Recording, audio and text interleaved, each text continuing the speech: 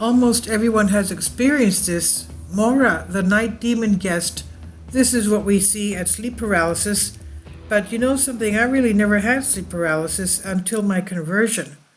And that was when I saw with my eyes open something that I would describe as demonic and something that was basically hitting me on the arms.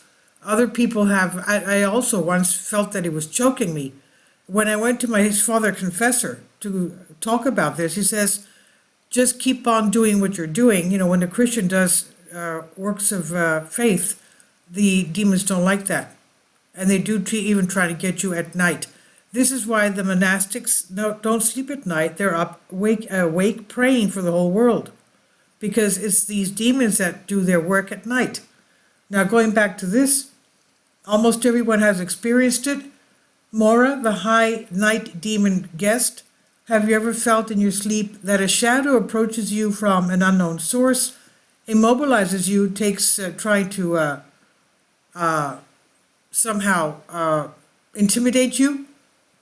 Did you feel the terror as if you're completely paralyzed?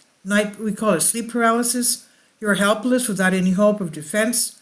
The only way I stopped my experience is when I was saying, Jesus Christ, help me. Christ, help me. In Greek, of course, Christemo, Christemo. I was calling Christ. And that's how it stopped. By the time I said it 3 times, it stopped. My father confessor says, try and make the sign of your cross. I said I couldn't move my body. So this is the sleep paralysis we're talking about. Now, what happens when we sleep and what unknown creature entities surround us, dancing around us while we're completely unaware of their form and intentions?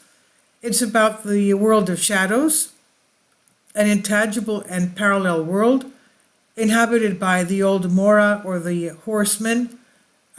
Many metaphysical scholars have investigated this mystery. Jonathan Bright has thoroughly researched the subject of Mora, M-O-R-A. And speaking to a psychologist, Yanis Moutsos, he revealed the details of his research and the conclusions that he's reached. Who is this old Mora? A phenomenon of Mora known by tradition more. It's something common and has been observed for thousands of years. Mora is a phenomenon of which mainly when we lie down and relax during sleep or in hypnagogic stages, we feel that attacked by something foreign that flattens us on our chest or even chokes us, does not allow us to breathe, and it's often accompanied by apparitions of dark, shadowy figures. This is what has remained in the tradition to call it Mora or Vrachna.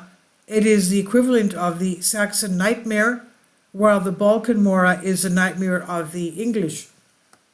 In real phenomena, it's a real phenomena. Real is in the sense of anything we perceive as real. I would call it real. The distinction between the real and the true for me is a thin one and has less to do, the writer says, with whether one perceives something in a way A or B, and whether there is something actually causing a stimulus for the other person to perceive it in some way. Science examines and investigates it as a phenomenon that can be caused by the person's metabolism. Tradition, again, has its own interpretations, that it is a creature that comes and attacks. The truth is somewhere in between. There are various forms that this phenomenon can traditionally take, such as the old woman or a small creature with a cap or other entities. Such records have been made by Nicholas Politis from the beginning of the 20th century, the end of the 19th century. There are traditions and traditional rites concerning this thing. They say that I was smitten by Mora, or I took out the Vrachna. Now, Mora, a pact of silence. What a person who has come into contact with Mora describes is an experience of his, but he usually avoids describing it because he's afraid. It's usually something that suppresses it. It is not often that the one who experiences something like this without any trigger will come out and talk left and right. Nevertheless, there are too many people who experience this.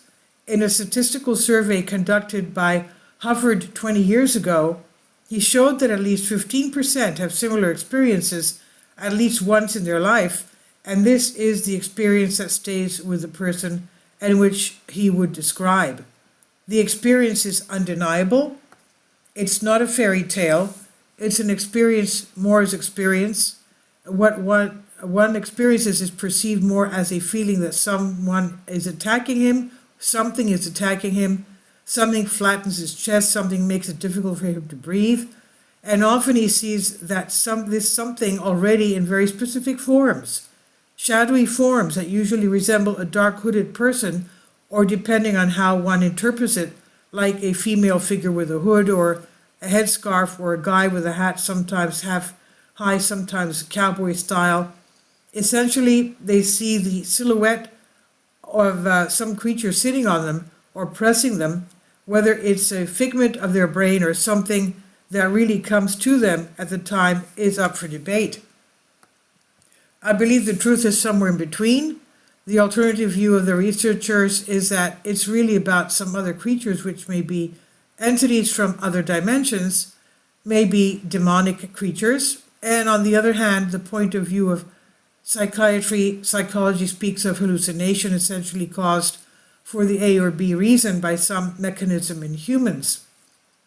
However, my own research has shown that there is an external stimulus that communicates internally with a human being, and the form we see is not so important. It's simply a means by which we communicate with the environment, and this is how we perceive it.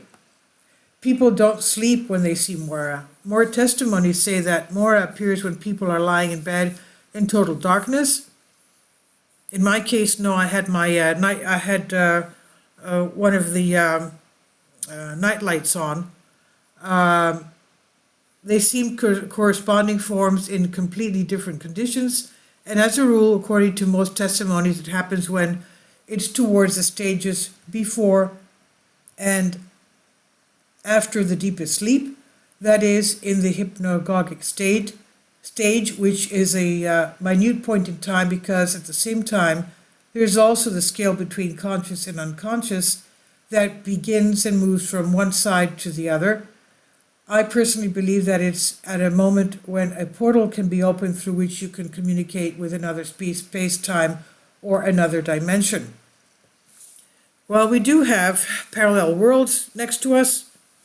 We even have seen angels of God in the sacraments of baptism, for example, in our little church in St. Sozan of Capota. So we do have these parallel worlds next to us. If you do have this experience, just mention the word Jesus Christ, and you'll see how quickly these things disappear. Please leave your comments, and thank you for your support. I've translated this for you from a Greek article. Thank you. Kindly support my Patreon account. The daily posts are 5 videos daily, and they are totally different from what I have on my YouTube channel. Thank you so much for your support, and that you find all my content so interesting. You'll find the Patreon account details in the description box below.